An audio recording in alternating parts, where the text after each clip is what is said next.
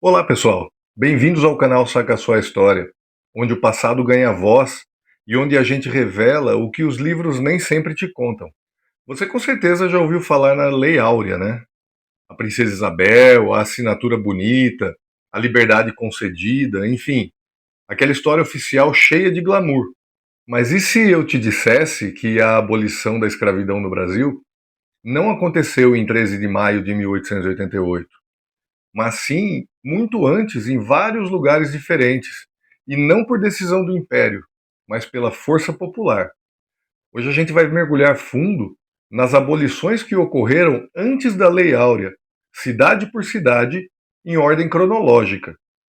Vamos mostrar como a escravidão foi sendo desmontada por dentro, por comunidades locais, por movimentos populares, por gente comum e também por políticos corajosos e câmaras municipais. Essa é a história da abolição de baixo para cima, que o Brasil quase apagou. Então senta, relaxa e saca só a história.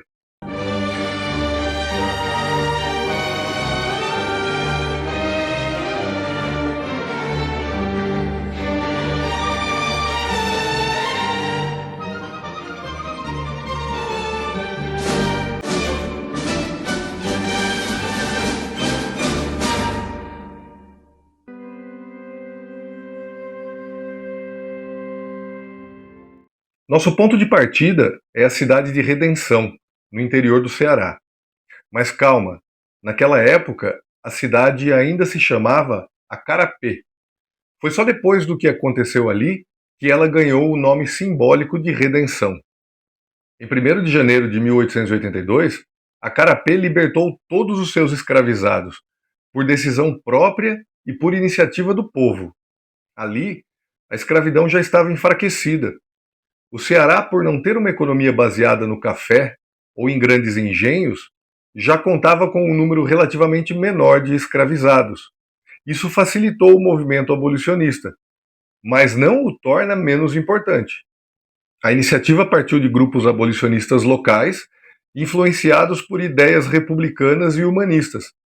As lideranças locais, comerciantes e até proprietários de terra passaram a perceber que a escravidão não era mais útil e era moralmente indefensável. Libertar os cativos era libertar a alma da província. Esse é um trecho do editorial do jornal O Libertador. A população se organizou em torno de uma causa: arrecadar dinheiro, realizar festas, organizar rifas, tudo para comprar a liberdade dos poucos escravizados que ainda restavam na cidade. Com a abolição completa, Acarapé se tornou o primeiro município do Brasil a abolir a escravidão em sua totalidade 6 anos antes da Lei Áurea. E por isso recebeu o nome que carrega até hoje: Redenção, a primeira cidade livre do Brasil.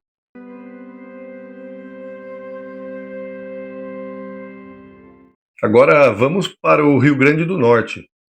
No dia 30 de setembro de 1883, a cidade de Mossoró fez história ao se tornar a segunda cidade brasileira a abolir completamente a escravidão.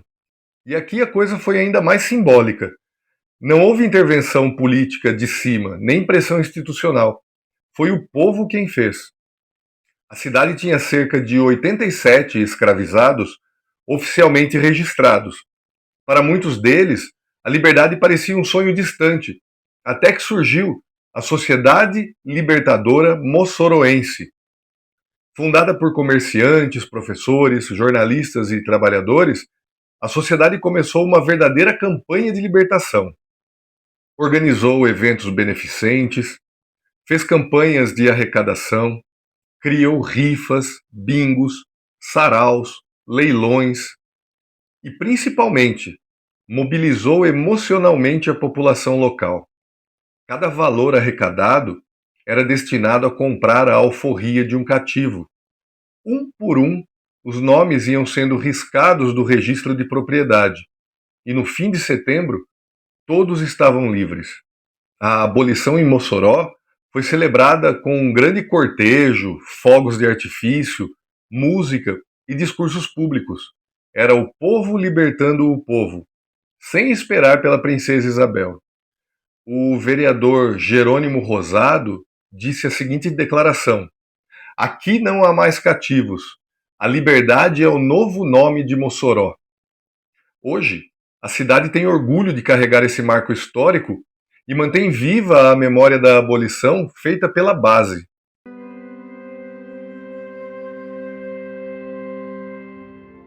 Avançamos para 1884. Nesse ano, 2 estados brasileiros aboliram a escravidão por completo, 4 anos antes da Lei Áurea. Vamos começar pelo Ceará, onde o movimento já vinha crescendo há mais de uma década. Fortaleza estava fervilhando com ideias libertárias. Grupos como a Sociedade Libertadora Cearense, jornais como O Libertador e figuras como o Dragão do Mar ganhavam força. Dragão do Mar, cujo nome verdadeiro era Francisco José do Nascimento, foi símbolo máximo dessa resistência. Ele era jangadeiro e se recusou a transportar escravizados do interior do estado para os portos de exportação. Nenhum escravo mais passará pelo mar. Prefiro morrer, disse o Dragão do Mar. Esse boicote causou comoção e a pressão pública aumentou sobre o governo da província. No dia 25 de março de 1884, o Ceará decretou a abolição da escravidão em todo o estado. E poucas semanas depois, o Amazonas seguiu o exemplo. O Amazonas, por conta da sua geografia e economia baseada na borracha e no extrativismo, nunca teve grande número de cativos. Mas o movimento abolicionista ali foi vibrante. Com o apoio da imprensa, de intelectuais e até de políticos locais, o governo provincial declarou oficialmente que a escravidão estava extinta no estado. O Amazonas não mais reconhece o homem como propriedade, foi a manchete do jornal Estrela do Norte. Essas ações de 1884 transformaram o Brasil. Elas mostraram que era possível sim abolir a escravidão pela via local, sem precisar esperar a vontade do Império.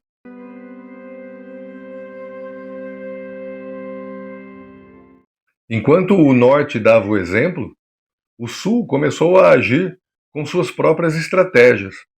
Em Jaguarão, no Rio Grande do Sul, em 24 de setembro de 1884, a Câmara Municipal aprovou um decreto que abolia a escravidão na cidade. A decisão partiu de políticos locais e foi recebida com festa pela população. Pouco antes, cidades como Alegrete e Pelotas, também no Rio Grande do Sul, organizaram campanhas públicas de arrecadação para comprar alforrias de forma coletiva. Essas campanhas muitas vezes eram chamadas de Caixa de Liberdade. Cada cidadão podia contribuir com o que tivesse: um tostão, uma rifa, uma peça de roupa, qualquer coisa. E com esse esforço, os cativos iam sendo libertos. Na ata da Câmara Municipal de Jaguarão, em 1884, dizia-se: o Brasil pode manter sua escravidão, mas aqui em Jaguarão ela não tem mais lugar. Em São Paulo, a cidade de Santos declarou-se livre em 1886 e Sorocaba fez o mesmo pouco depois. Em 1887, diversas cidades da província do Rio de Janeiro também começaram a se declarar abolicionistas, forçando o Império a se posicionar. Essas abolições locais minaram a estrutura da escravidão, gerando um efeito dominó. Quando a Lei Áurea foi finalmente assinada, em 13 de maio de 1888, mais da metade dos cativos já haviam sido libertados por iniciativa popular ou regional. Então, o que aprendemos aqui hoje? A abolição no Brasil não foi um presente da princesa Isabel. Ela foi uma conquista da sociedade civil, das câmaras municipais, dos comerciantes, dos abolicionistas, dos jangadeiros, dos poetas, dos jornalistas, dos padres e dos próprios escravizados. Foram redes locais de resistência construídas com coragem e com criatividade, que desmantelaram o sistema escravocrata antes que o Estado fizesse alguma coisa. Por isso, precisamos lembrar com orgulho de nomes como Redenção, Mossoró, Jaguarão, Ceará, Amazonas e tantos outros, porque foram esses lugares que abriram as portas da liberdade antes de o Império ser forçado a abrir também. Então, se você gostou desse vídeo, deixa o seu like, comenta aqui qual dessas histórias mais te impactou, qual que você já conhecia e, claro, não deixe de se inscrever no canal Saca Sua História. Até a próxima e nunca se esqueça, o Brasil não foi feito só pelos poderosos, foi feito e libertado pelo povo.